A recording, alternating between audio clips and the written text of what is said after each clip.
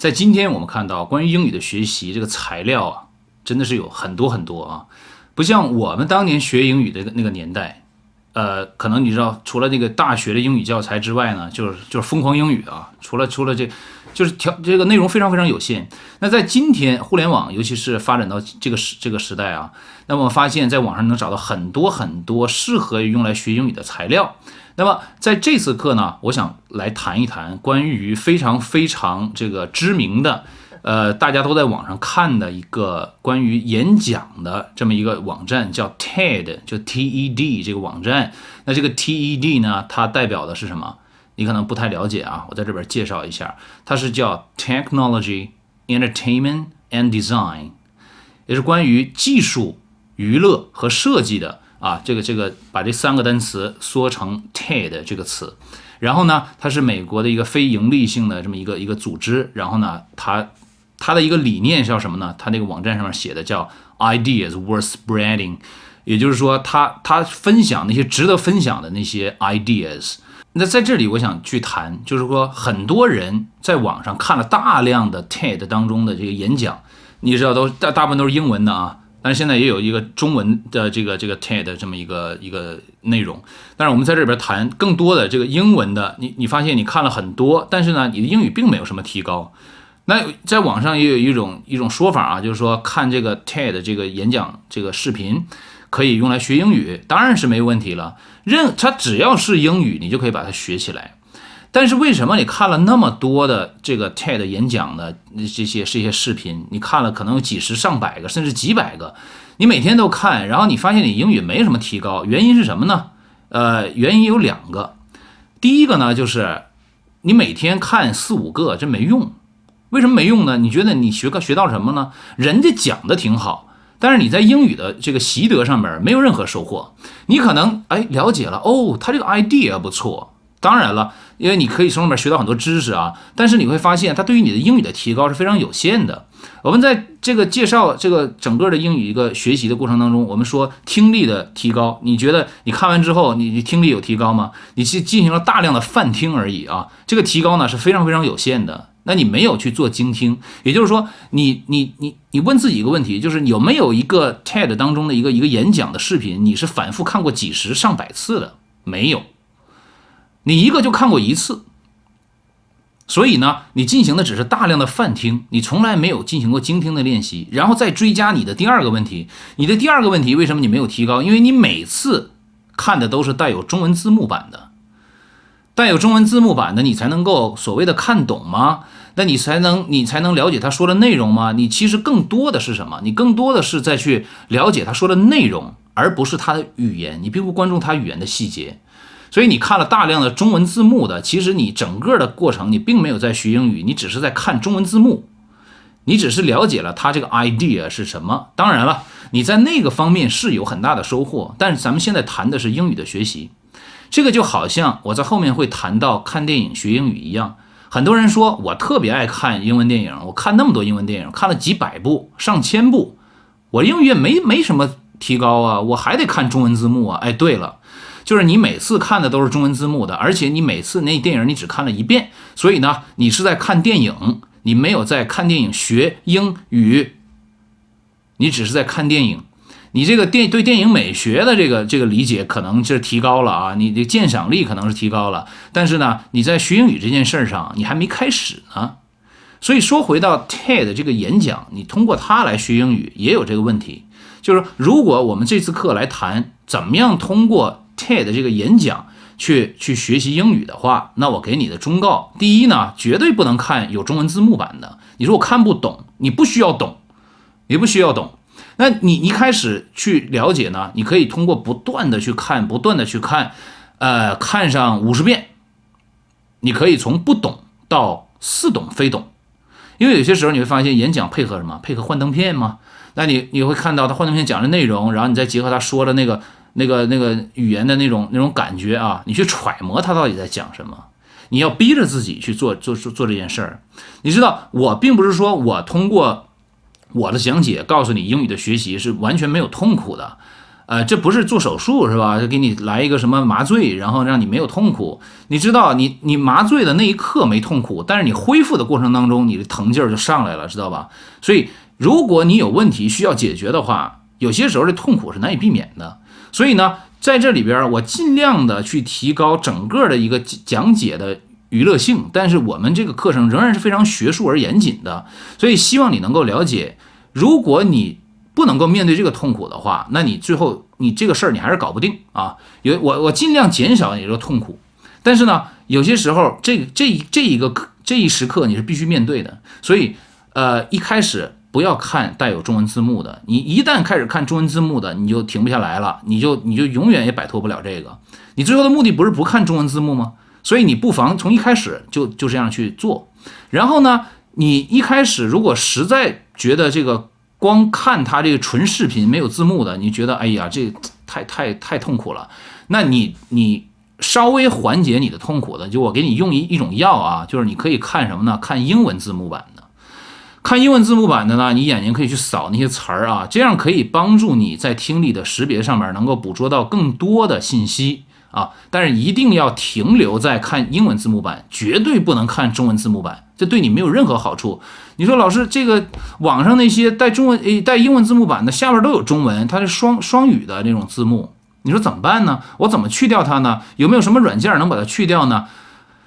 还需要什么软件啊？你用根纸条是吧？那贴在那个中文字幕上给挡住不就完了吗？那么费劲呢，是吧？那么所以在这里边呢，我给你提这个建议，就是如果你要通过 TED 这个演讲去学的话，那么你一定要按我刚才说的这样做，才能在英语的学习上边有所收获。那我现在来谈，就是说我自己在整个的英语学习过程当中有没有通过看这个演讲去学这个英语呢？就非常少啊，非常少。我也去看这个 TED 的演讲，我也学到很多的他们的一些理念呐，他们这个输出的一些 idea 和他们一些所谓的价值观啊，包括老罗一直推崇的一个叫什么设计啊，这个设计非常重要，它能够救活一家企业等等，然后他也不断的去实践这个理念。那我也学到很多。但是呢，我很少通过这个演讲去学习这个英语，原因是什么呢？原因就是说我推崇的自然主义的学习手法就是什么？就模仿进行角色的扮演。那我如果跟着这个演讲去学的话，你知道我平常讲英文可能都是演讲的那种范儿了。那我更愿意把同样的时间用来跟电影演员去学习。跟电影演员学习，我会在后边去讲啊，这个包括我在前面也提到过，这个跟电影演员学习英文的好处，因为他们的这个台词嘛，他比一般人说的好啊，所以呢，而且他更贴近生活。你知道演讲那种感觉，那种范儿，他需要那种煽动性，他需要在这个语言上边这个有玩花样。这样可以提高观众或者说听众啊，对听他内容那种兴趣。他没事给你讲个段子啊，或者是给你来点什么这个巧妙的构思啊等等。这些跟语言学习呢，我们认为它脱离了它语言学习的一个基本层面，它有更多的一种美学的，或者说是一种更高的一种讲话的一种水平。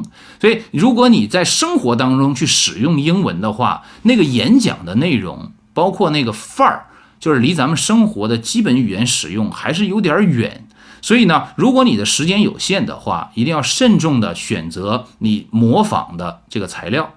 那我自己在这个看这个 TED 这个演讲的时候呢，那有些时候你会发现没有中文字幕版的，你可能就不看了，但我还可以去 YouTube 上面去看的那个原版，它没有字幕的，英文字幕也没有，那我能听懂啊。也就是说，那这又说回到什么呢？这又说回到我所获得的这种知识也好，或者这种理念就比你多。原因是什么？原因是我这个英语啊有所掌握，所以我能去到另外一个领域里边。你只能停留在，就是你会发现什么时候被汉化了，你什么时候才能去了解这个理念，或者他讲的这个观点。你不觉得这个你被落下了吗？啊，当然我相信啊。这个大部分的这个 TED 这个演讲都会被汉化，如果是大家都很喜欢看的话，那仍然是第一手资料啊，这个掌握可能对你这个理解他讲的这个内容是更有帮助的。无论如何 TED TED 这个演讲是非常好的英语学习材料，不管你通过它学习里边的句子、语言的表达等等。那么我在这里边再强调一下，就是我很少通过 TED 去做这个英语的学习啊，这么一个材料，原因就是它不适合于模仿。就是我模仿他，最后我讲出他那些话，然后我用他那种语调，他那种烘托出来的气氛，其实离生活当中的基本语言使用有点远啊。那我趁着这节课的机会呢，向你推荐一个我看了这么多 TED 这个演讲的视频，我认为最好的一个演讲是什么？其实是一个人他在讲什么呢？他在讲伟大的指挥家。什么样的指挥家是最伟大的？他其实通过介绍指挥家、指挥这种形式啊，生活当中这种艺术的一种形式，他在讲一个概念，就是什么呢？就是无为啊。这一个外国人在讲一个中国的哲学思想当中一个核心的理念啊，就是这个老子的无为，我非常非常喜欢。不管他讲的内容还是他的一个讲的形式。那我希望呢，如果你说，哎，老师能不能给我们推荐一个，就是我觉得这个学起来又有意思，然后呢，他这个理念呢又非常非常的这个深刻，并且呢这个也适合语言的学习的，那我就给你推荐这个。那你比如说，我现在带着你一起去看这个啊，咱们怎么样通过这个 TED 这个演讲来学习英语？那现在我给你播放啊，比如说一开始大部分人可能看到这么一个段落啊，你看到现在是带字幕的啊。The magical moment of conducting, which is you go onto a stage, there's an orchestra sitting, they're all, warming up and doing stuff. And I go on the podium, this little office of the conductor, or rather a cubicle, an open space cubicle with a lot of space. And in front of all that noise, you do a very small gesture, something like this, not very pomp, not very sophisticated, this. And suddenly, out of the chaos, order, noise becomes music. And this is fantastic, and it's so tempting to think that it's all about me. All those great people here, virtuosi, they make noise, they need me to do that. Not really. If it were that, I would just, save you the talk and teach you the gesture. So you could go out to the world and do this, in whatever company or whatever you want, and you have perfect harmony. It doesn't work. Let's look at the first video. I hope you'll think it's a good example of harmony, and then speak a little bit about how it comes about.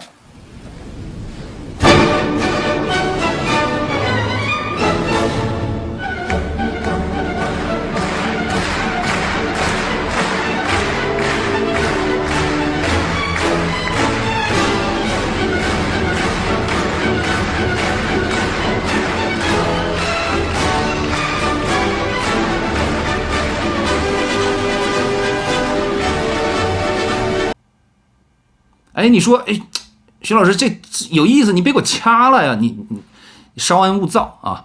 就是我在这一次课的结尾呢，我会给你完整的去展示啊，我就给你分享这整个的一个演讲，那时间也不是很长啊。但是现在呢，我再跟你说两句啊，比较啰嗦。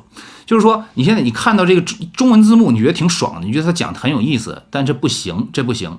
你还没开始学英语呢，你千万不要就是说抓不住重点。就我这是一个英语教程，我这不是一个 TED 这个演讲的一个分享的一个教程啊。所以呢，我在这里边跟你说，就是中文字幕的这个版本，咱们就别看了啊。如果你想要学英语的话，那接下来呢，你再去看没有中文字幕也没有英文字幕的原版啊。我现在给你播放一段。The magical moment of conducting, which is you go onto a stage, there's an orchestra sitting, they're all, warming up and doing stuff. And I go on the podium, this little office of the conductor, or rather a cubicle, an open space cubicle with a lot of space. And in front of all that noise, you do a very small gesture, something like this, not very pomp, not very sophisticated, this. And suddenly, out of the chaos, order, noise becomes music.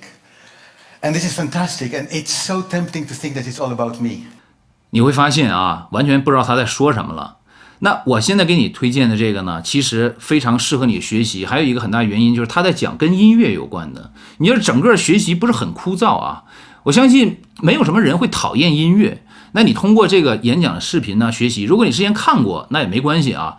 你知道你看过，你只是了解它的理念，但是呢，你并不了解它这里边的语言的一个表达和使用。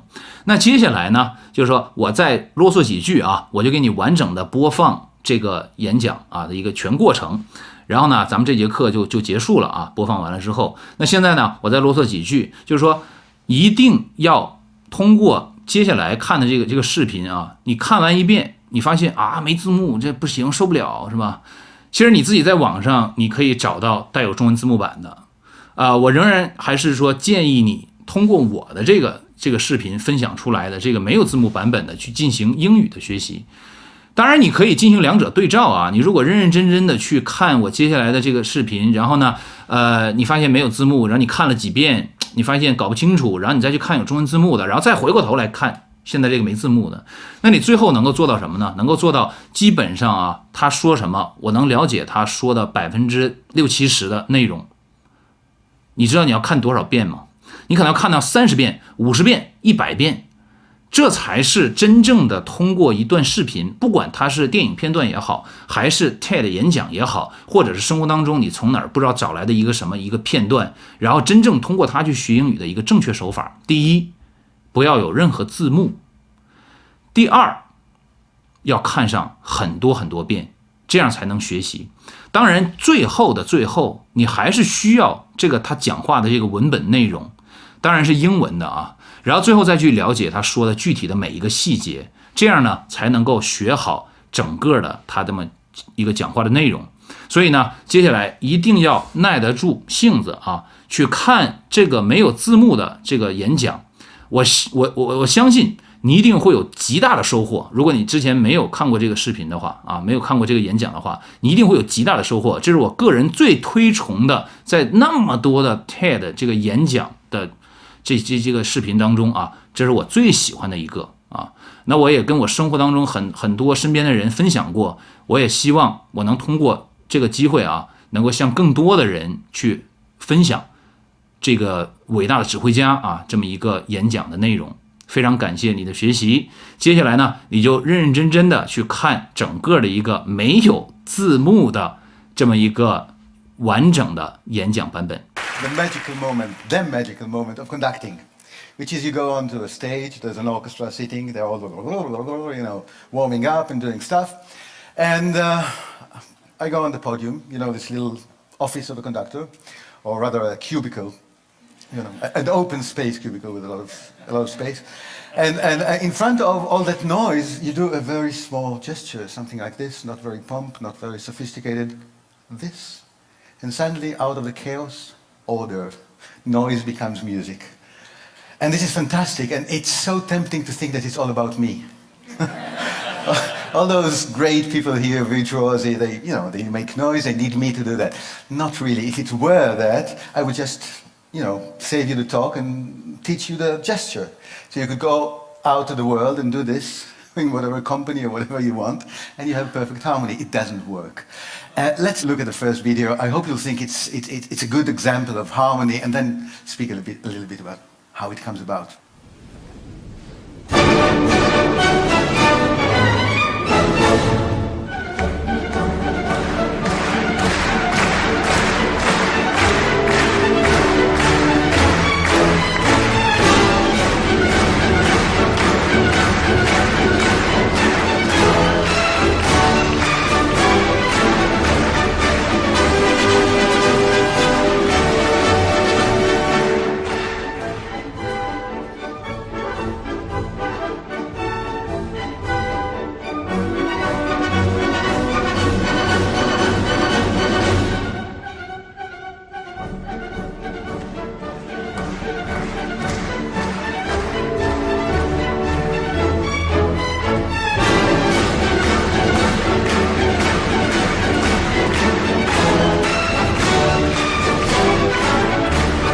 Was that nice?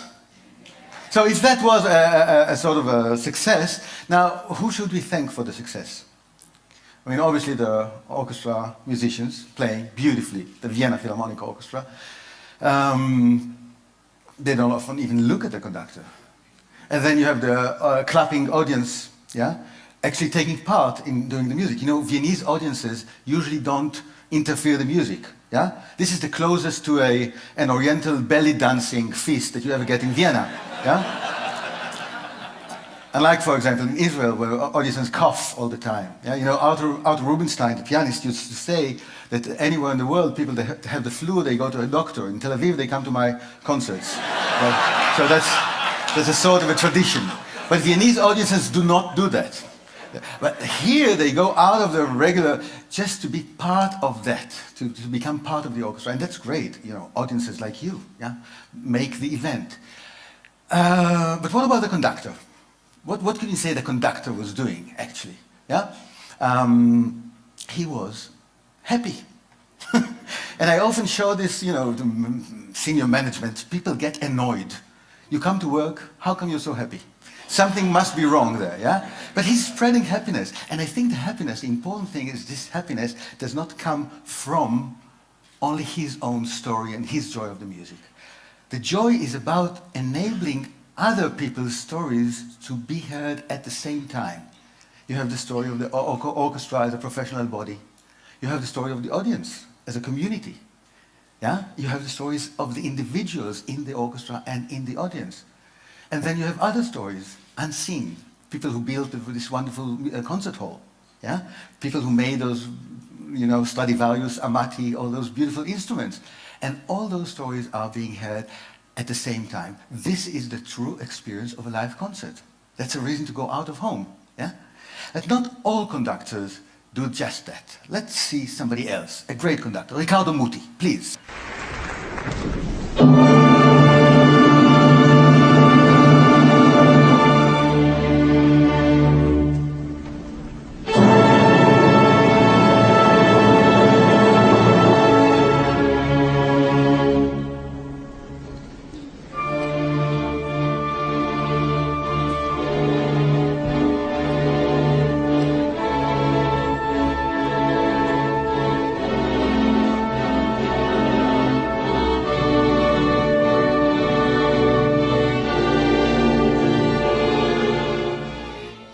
Very short, but you could see it's a completely different figure, right? He's awesome, he's so commanding, yeah? So clear. Maybe a little bit over clear. Can we have a little demonstration? Would you be my orchestra for a second? Can you sing, please, the first note of Don Giovanni? You have to sing, oh, and I'll stop you, okay? Ready? Well, come on, with me. If you do it without me, I feel even more redundant than I already feel. So, please, wait for the conductor. Now, look at me, and I stop you. Let's go.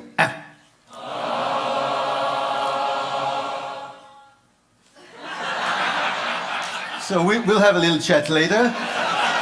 But there's a vacancy for a...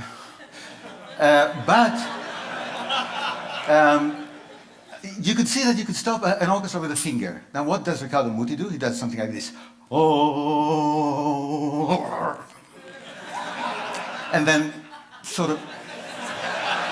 So not only the instruction is clear, but also the sanction. What will happen if you don't do what I tell you to do? So, does it work? Yes, it works. To a certain point. When Muti is asked, why do you conduct like this? He says, I'm responsible. Responsible in front of him. Now, he doesn't really mean him, he means Mozart, which is like the third seat from the center. So he said, if I'm responsible for Mozart, this is going to be the only story to be told. It's Mozart as I, Riccardo Muti, understand it. And you know what happened to Muti? 3 years ago, he got a letter signed by all 700 employees of La Scala, musical employees, I mean, the musicians, saying, you're a great conductor, we don't want to work with you, please resign. Why? Because you don't let us develop. You're using us as instruments, not as partners. And our joy of music, etc., etc. So he had to resign. Isn't that nice? No, he's a nice guy. He's a really nice guy. But well, can you do it with less control or with a different kind of control? Let's look at the next conductor, Richard Strauss.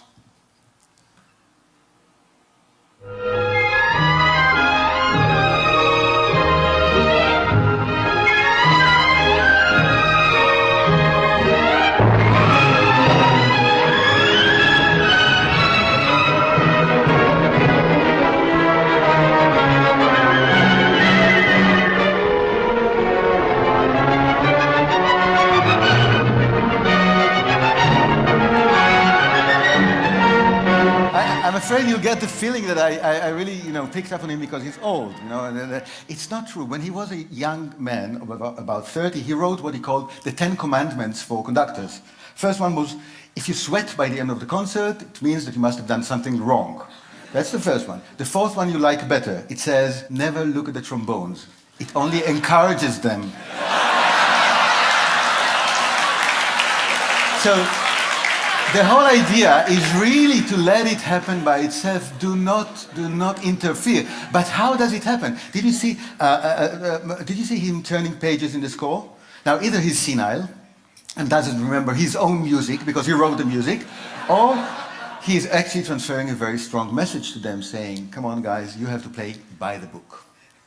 So it's not about my story, it's not about your stories, it's only the execution of the rhythm music, no interpretation. Interpretation is the real story of the performer. So no, doesn't want that.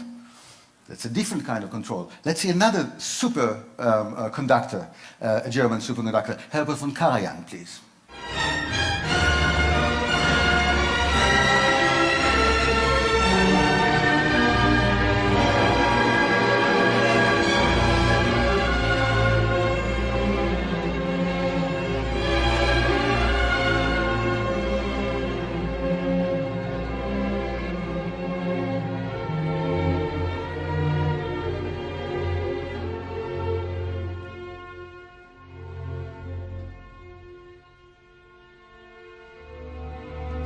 What's different?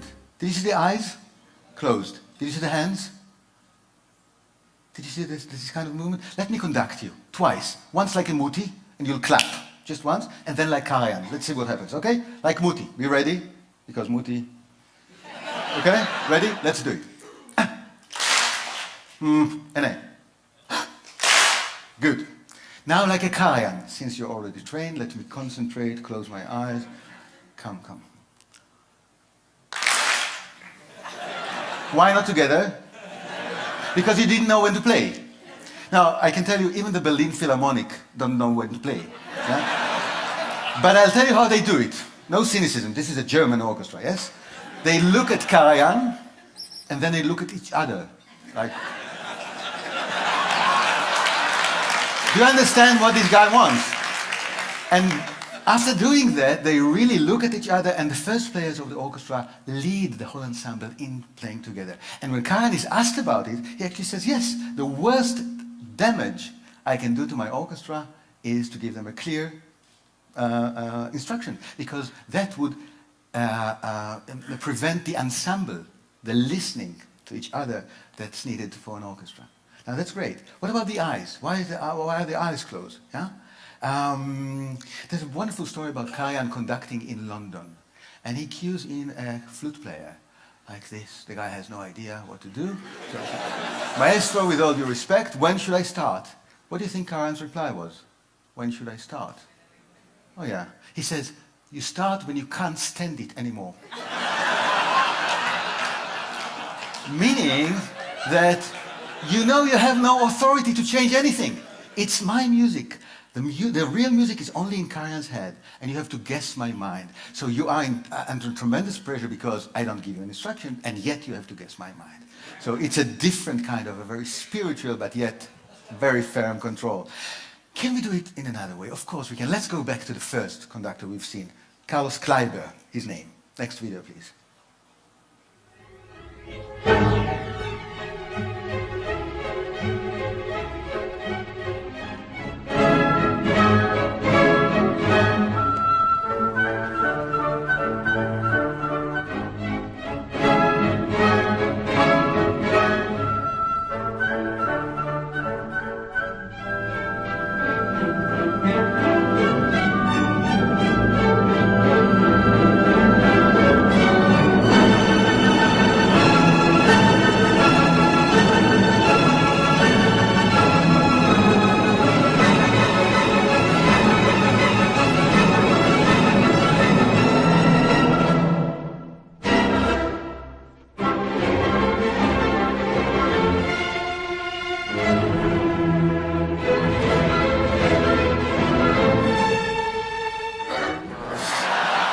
Yeah. Well, It is different, but isn't that control in the same way? No, it's not, because he is not telling them what to do. When he does this, it's not take your Stradivarius and, like Jimi Hendrix, smash it on the floor. Yeah, it's not that. He says, this is the gesture of the music. I'm opening a space for you to put in another layer of interpretation. That is another story. But how does it really work together if it doesn't give them instructions? It's like being on a roller coaster, yeah? You're not being given any instructions. But the forces of the process itself keep you in place. That's what he does. But the interesting thing is, of course, that the roller coaster does not really exist. It's not a physical thing. It's in the players' heads. And that's what makes them into partners. You have the plan in your head. You know what to do, even though Kleiber is not conducting you, but rather here and there and that. You know what to do, and you become a partner, building the roller coaster, yeah, with sound, as you actually take the ride. This is very exciting for those players. They do need to go to a sanatorium for 2 weeks later. It is very tiring, yeah? But it's the best, the best music making like this. But of course, it's not only about motivation and giving them a lot of physical energy. You also have to be very professional. And look again at this Kleiber. Can we have the next video quickly to see what happens when there's a mistake? Again, you see the beautiful body language.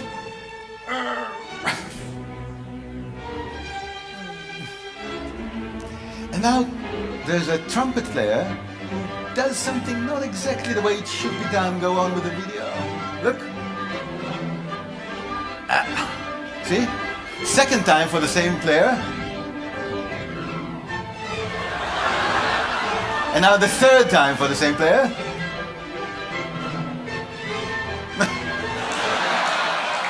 Wait for me after the concert. I have a short notice to give you. You know, when it's needed, the authority is there. It's very important. But authority is not enough to make people your partners. Let's see the next video, please. See what happens here. You might be surprised having seen Kleiber as such a hyperactive guy. He's conducting Mozart. The whole orchestra is playing. Now something else. Huh.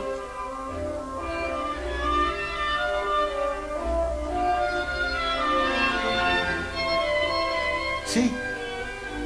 He is there 100%, but not commanding, not telling what to do, rather enjoying what the soloist is doing. Another solo now. See what you can pick up from this.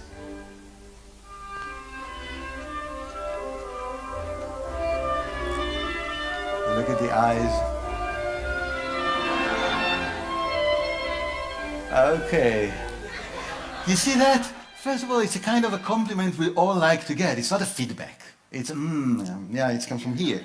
So that's a good thing. And the second thing, it's about actually being in control, but in a very special way. When Kleiber does, did you see the eyes going from here, Tom? You know what happens? Gravitation is no more. Kleiber not only creates a process, but it also creates the conditions in the world in which this process takes place. So again, the oboe player is completely autonomous and therefore happy and proud of his work and creative and all that. And the level in which Kleiber is in control is a different level. So control is no longer a zero-sum game. You have this control, you have this control, and all you put together in partnership brings about the best music. So Kleiber is about process, Kleiber is about conditions in the world, but you need to have process and content to create a meaning. Lenny Bernstein, my own personal maestro, since he was my great teacher, Lenny Bernstein always started from the meaning. Look at that, please.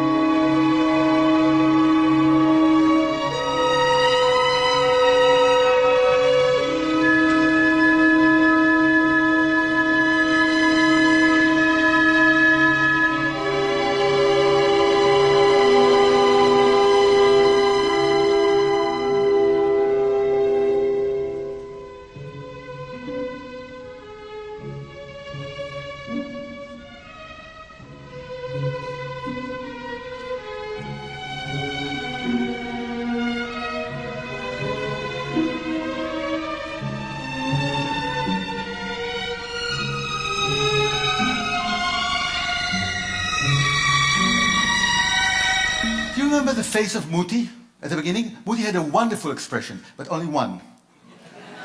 Did you see Lenny's face? You know why? Because the meaning of the music is pain. And you were playing a painful sound, and you look at Lenny, and he's suffering, but not in a way that you want to stop. He's suffering like, you know, enjoying himself in a Jewish way, as they say. Yeah? No, not only suffering, but you can see the music on his face. You can see the baton left his hand, no more baton. Now it's about you, the player, telling the story. Now it's a reverse thing. You're telling a story, and you're telling a story, and even briefly, you become the storyteller to which the community, the whole community, listens to. And Bernstein enables that. Isn't that wonderful? Hmm? Now, if you're doing all the things we talked about together, and maybe some others, you can get to this wonderful point of doing without doing. And for the last video, I think this is simply the best title. My friend Peter says, if you love something, give it away. So, please.